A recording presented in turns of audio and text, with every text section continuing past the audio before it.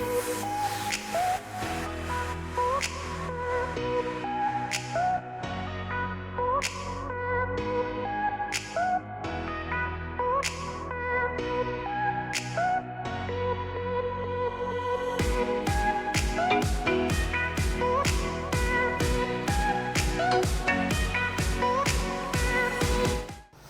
my name is Stephanie Robbins, and I am the president and CEO of Robbins Plumbing here in Phoenix, Arizona. And today I'm going to cover the hot topic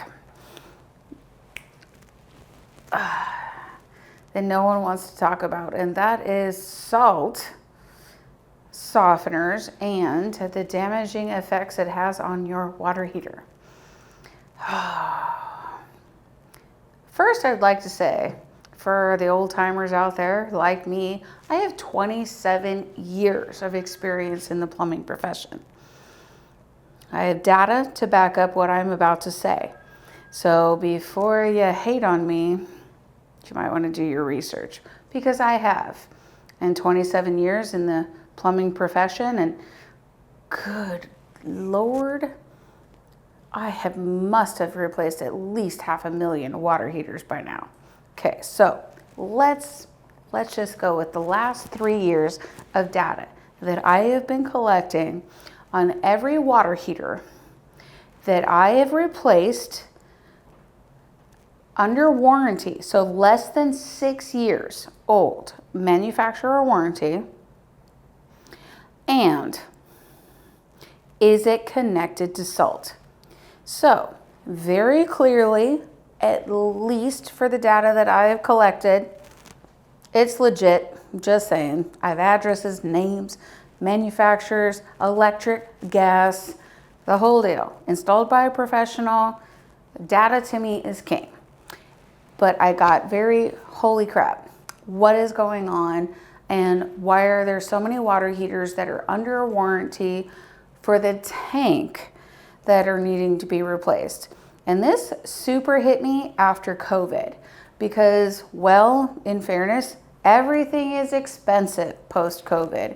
So when you have a manufacturer warranty on your water heater, you think, I have a warranty. Well, you don't. The tank is under warranty, but the labor's not. So this is where the data started to really delve in for me. I'm going to keep an Excel spreadsheet. And I really like Excel spreadsheets. So out of the last 3 years, I can tell you that 95% of the water heaters that we were called out to that were under warranty and leaking, 95%, they were connected to a salt softener. I got curious, checked with manufacturers. Fun fact, there's only 3 water heater manufacturers. Everything else is just names and labels, but there's 3 manufacturers. Checking for grounding. Are they properly grounded? Yep, properly grounded, because I wanted that to be a part of my equation. So what I can tell you is that if you want to extend the lifespan of your water heater, do not connect it to a salt softener.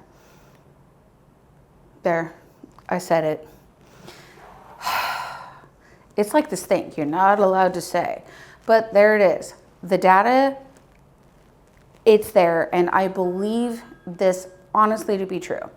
If you love your salt softener, you just need to prepare yourself that you are going to replace your water heater more often than someone who's not connected to a salt softener. But I want to explain to you quickly why, which is my 2 wine glasses here. And my only regret in life is these are not margarita glasses, because I'm always preaching to my team, salt is for margaritas. But here I am. I don't have a margarita glass, but there are plenty of wine glasses at the office.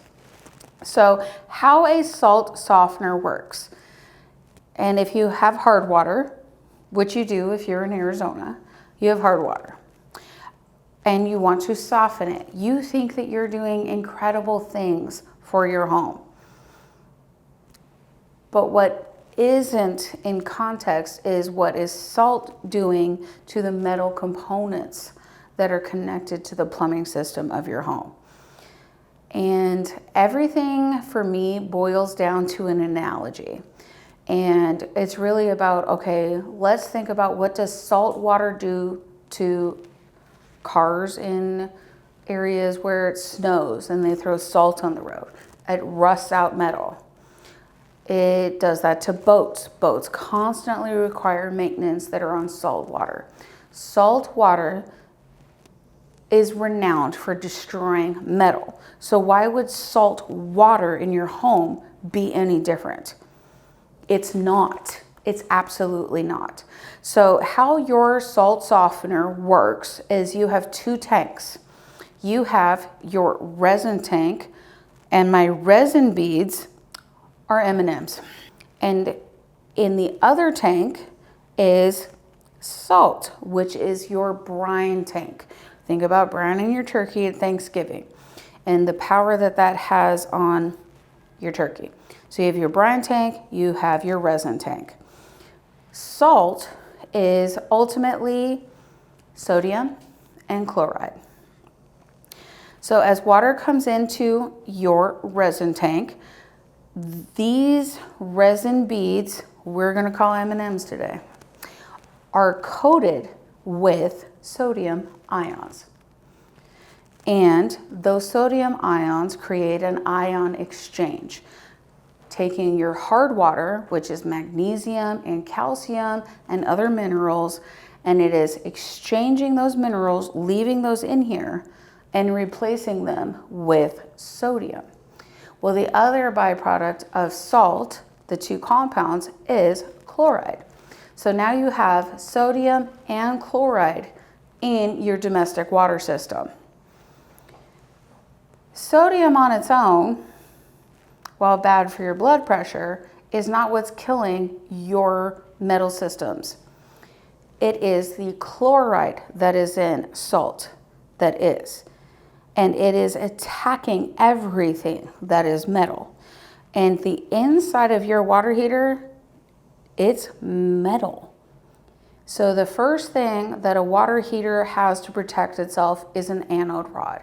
And we have a video to explain that, but ultimately it is literally a metal rod of different metal types depending on the manufacturer that are meant to attract the minerals in water first, because minerals in water, including chloride, want to attack metal and eat it, thus rust.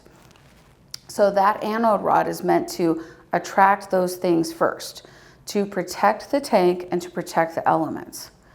Well, now you just introduce to it a fast-acting product that wants to eat it faster than anything. Anything. Oh my goodness. Right? So that anode rod that's supposed to last 6+ years. That's why the manufacturer has a 6-year tank warranty, is that anode rod. But you just reduced its life by half by introducing chloride to the water. And it is attacking it. And then if you have an electric water heater, the next thing it's going to attack is the elements. But if you don't, the inside of your water heater is lined with porcelain. But that porcelain's constantly under pressure, and it's going and it's contracting and it fractures. Well, outside of that thin, it's this thin lining of porcelain, as soon as that fractures, it's a steel tank that is being attacked by salt. So that is why we're seeing so many water heaters under warranty. And I use that term loosely because it's something that insanely frustrates me. You do not have a warranty that extends past exchanging a tank. You have a 1-year limited warranty. By limited, they mean we're just kidding. You don't actually have a warranty, because no one who's licensed, bonded, and insured is going to replace your water heater that's leaking in the first year for $150. It just isn't going to happen. So I call it limited because it's a joke, right? So It is really important to me that people understand when you connect salt to your water heater, you're not protecting it. You are hurting it. And water heaters are an investment, especially when you start hitting levels like a hybrid water heater and you're excited about this purchase. It's going to save you so much money on electricity, and which it can. But then don't connect it to salt. It is going to kill it. So if you really do love salt, and usually someone who loves a salt system, they love the slick feeling that the salt system provides. Well, that's the sodium in the water. That's the slick feeling. So it's always fun to have a conversation with someone who says, well, no, salt is this and it doesn't add that much sodium that it could affect anything. Well, then why do you feel it? If it can't affect anything because it's not that much, then how does it affect the feeling of the water? Well, because it's that much. I have clients that I have to advise, if you have health issues, we're not going to connect salt. We need to remove it.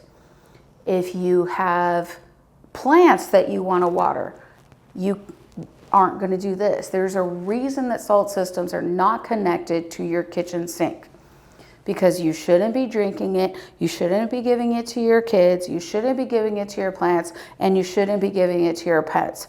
And in fairness, you should not be giving it to your water heater. So if you really love that slick feeling, if you have electric, and I get it, it's your castle. Love what you love. If you love salt, by gosh, who am I to judge you? I'm not. I'm here to give you solutions. If you have electric, we have a plastic water heater. Guess what salt doesn't care about? Plastic. And it loves margaritas. Okay, but it does not love your metal water heater. It wants to torture it and destroy it. But if you have gas, you can't get a plastic water heater. Turns out plastic and fire, not meant to be together. But that's that thing. If you still really love salt, you need to have realistic expectations. You need to be prepared that you are probably going to replace your water heater every 3 years, or you need to be replacing that anode rod every 2 years. These aren't super cheap things to do, but there's something you need to know that is the outcome of the choice of going salt versus something that could soften your water salt-free. So this is coming off like a complete salt bashing video, but okay, it probably is a complete salt bashing video. I love salt on my margaritas, on my ribs, but I don't want it in my domestic water system for a ton of reasons, not just that it's adding sodium to my water and now it's not safe for certain things and I have to be very cautious of that, or that it's destroying my water heater, or that these resin beads could completely come out of the system and fill my domestic water line with M&Ms. Okay, what this really looks like in real life is not M&Ms. It actually looks like fish eggs, like salmon roe. It's bright orange, little beads. I could not find that in the office. Weird. But M&Ms are doing for today. But it's something to just, hey, let's take a moment and inform ourselves. Is this what we want? Do we want salt versus something else? And what the outcome of that will be is ultimately you will shorten the lifespan of your water heater unless you are taking massive action to prep that water heater and replace that anode rod, because flushing it once a year will not do it. That's like saying, hey, I'm gonna empty my brine tank for my turkey once a year, but you're, the same water. It's just not the same. It's not the same. So flushing it once a year will not negate the 364 and a half days that it's been exposed to the chloride that is in salt. So if it's something you love salt, by all means go for it, be prepared. If you'd like an alternative to salt that could help your water heater, extend the lifespan of your water heater, absolutely reach out to us. You can reach us at robinsplumbing.com. You can, of course, call us at 623-486-4657, or you can reach us at info@robinsplumbing.com for more information on salt or alternatives.